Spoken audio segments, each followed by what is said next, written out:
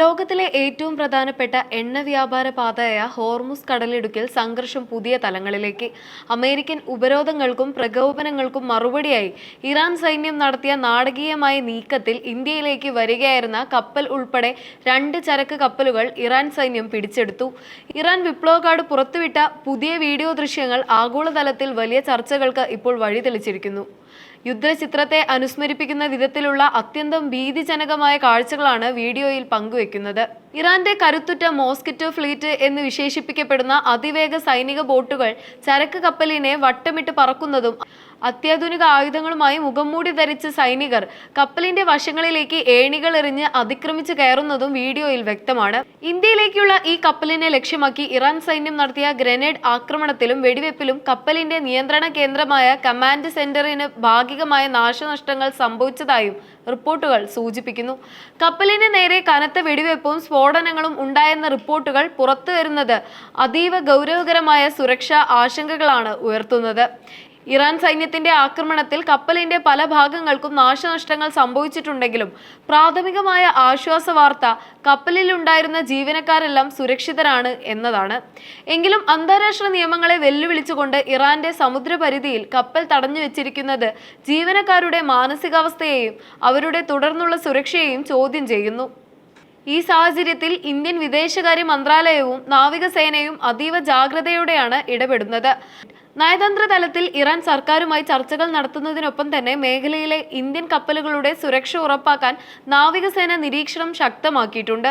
ലോകത്തെ ഏറ്റവും തിരക്കേറിയ എണ്ണ വ്യാപാര പാതയിലുണ്ടായ ഈ വിള്ളൽ ഇന്ത്യയുടെ ഊർജ്ജ സുരക്ഷയെ നേരിട്ട് ബാധിക്കുന്ന ഒന്നാണ്. എണ്ണ ഇറക്കുമതി തടസ്സപ്പെടുന്നത് രാജ്യത്തെ സാമ്പത്തിക മേഖലയെ പ്രതിസന്ധിയിലാക്കുമെന്നതിനാൽ ഈ പ്രശ്നത്തിന് എത്രയും വേഗം നയതന്ത്ര പരിഹാരം കണ്ടെത്താനുള്ള ശ്രമത്തിലാണ് അധികൃതർ.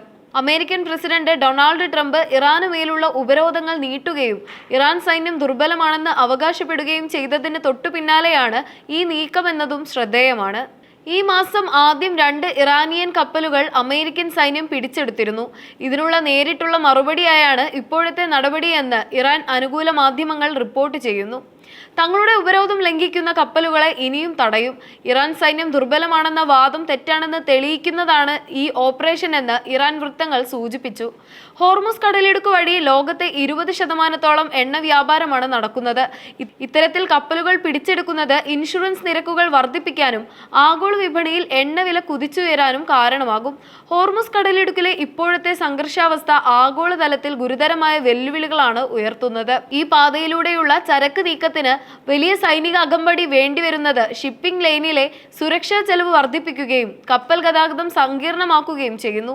ഇന്ത്യയെ സംബന്ധിച്ചിടത്തോളം മുദ്ര ഉൾപ്പെടെയുള്ള പ്രധാന തുറമുഖങ്ങളിലേക്കുള്ള ഇറക്കുമതിയെ ഇത് നേരിട്ട് ബാധിക്കുന്നത് സാമ്പത്തിക രംഗത്ത് വലിയ ആശങ്കയുണ്ടാക്കുന്നുണ്ട്. കൂടാതെ അമേരിക്കയും ഇറാനും തമ്മിലുള്ള ദീർഘകാല ശീതയുദ്ധം ഒരു തുറന്ന സൈനിക പോരാട്ടത്തിലേക്ക് നീങ്ങുമോ എന്ന ഭയത്തിലാണ് ആഗോള സമൂഹം. ഇത് അന്താരാഷ്ട്ര നയതന്ത്ര തലത്തിൽ വലിയ സമ്മർദ്ദത്തിനാണ് വഴിതെളിച്ചിരിക്കുന്നത്. കടലിടുക്കിൽ ഇറാൻ നടത്തിയ ഈ നാടകീയമായ നീക്കം കേവലം 2 കപ്പലുകൾ പിടിച്ചെടുത്തതിൽ ഒതുങ്ങുന്നതല്ല, മറിച്ച് ഇത് ആഗോള ശക്തികൾക്കുള്ള വ്യക്തമായ രാഷ്ട്രീയ മുന്നറിയിപ്പാണ്. അമേരിക്കയുടെ ഉപരോധങ്ങൾക്കും ട്രംപിന്റെ പ്രസ്താവനകൾക്കും തങ്ങൾ വഴങ്ങില്ലെന്ന ഇറാന്റെ പ്രഖ്യാപനമായി ഇതിനെ കാണാം. ഇന്ത്യയെ സംബന്ധിച്ചിടത്തോളം സ്വന്തം ചരക്ക് കപ്പലുകൾക്ക് നേരെയുണ്ടായ ഈ ആക്രമണം ഊർജ്ജ സുരക്ഷയ്ക്കും സാമ്പത്തിക താൽപര്യങ്ങൾക്കും വലിയ ഭീഷണിയാണ് ഉയർത്തുന്നത്. ജീവനക്കാരുടെ മോചനവും കപ്പലുകളുടെ വീണ്ടെടുക്കലും ഇപ്പോൾ നയതന്ത്ര ചർച്ചകളുടെ കൈകളിലാണ്. എന്നാൽ ഇത്തരം പ്രകോപനങ്ങൾ തുടർന്നാൽ അതൊരു പ്രാദേശിക സംഘർഷത്തിനപ്പുറം ആഗോള സാമ്പത്തിക മാന്ദ്യത്തിലേക്ക് പോലും വഴി തെളിച്ചേക്കാം. വരും ദിവസങ്ങളിൽ അന്താരാഷ്ട്ര സമൂഹം എടുക്കുന്ന നിലപാടുകൾ മിഡിൽ ഈസ്റ്റിലെ സമാധാനത്തെയും ആഗോള എണ്ണ വിപണിയുടെ സുസ്ഥിരതയെയും നിർണ്ണയിക്കുന്നതിൽ നിർണായകമാകും.